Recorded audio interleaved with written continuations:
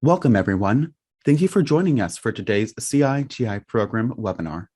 Today's topic is Open Access Publishing, an introduction, and it is presented by Sarah Melton.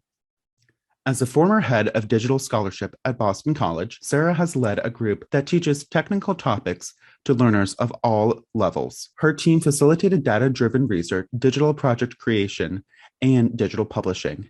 Now Sarah consults on topics related to digital scholarship, such as open access and traditional access. The focus of today's webinar is really about providing an introduction to what we call open access publishing. And we'll do that by taking a look at some of the history behind the OA movement, some of the current practices, and we'll also discuss how open access has affected the scholarly landscape. Just a quick note, you will hear open access described sometimes in different colors, and I just want to talk really briefly about what some of those terms mean.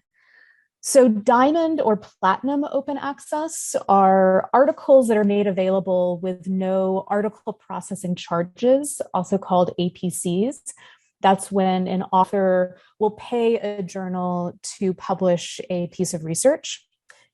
Gold open access are articles that are immediately available from the publisher at no cost to the reader, and many of these journals will charge article processing fees. And then finally, the other term that you may hear a lot is green open access. And in green open access, authors are allowed to self-archive copies of their work on their own website or in disciplinary repositories.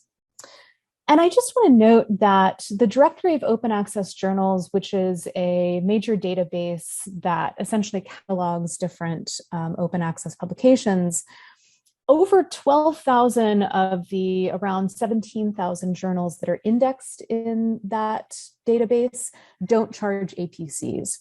So while sometimes people equate open access with article processing charges, it is by no means the case that every journal charges APCs. If you have been in the academic world, you may have heard of something called an impact factor. This is one of the types of metrics that is most commonly used in academic publishing, and it's also a little bit controversial.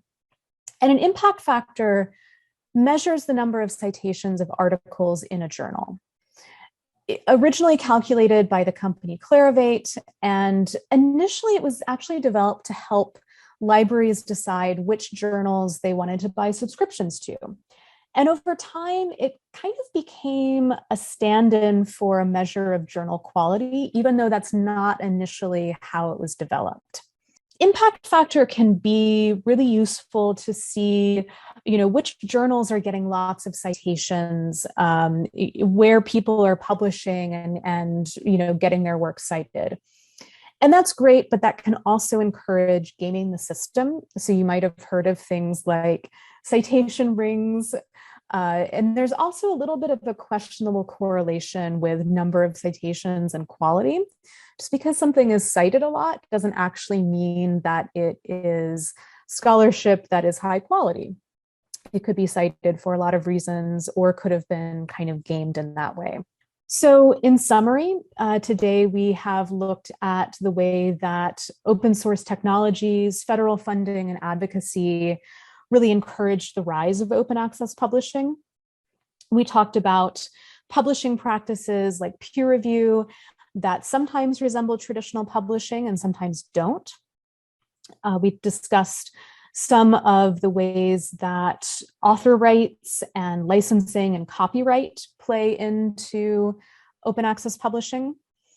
Also talked a little bit about some of the perceptions about a lack of quality and some of the ways that those perceptions have come about.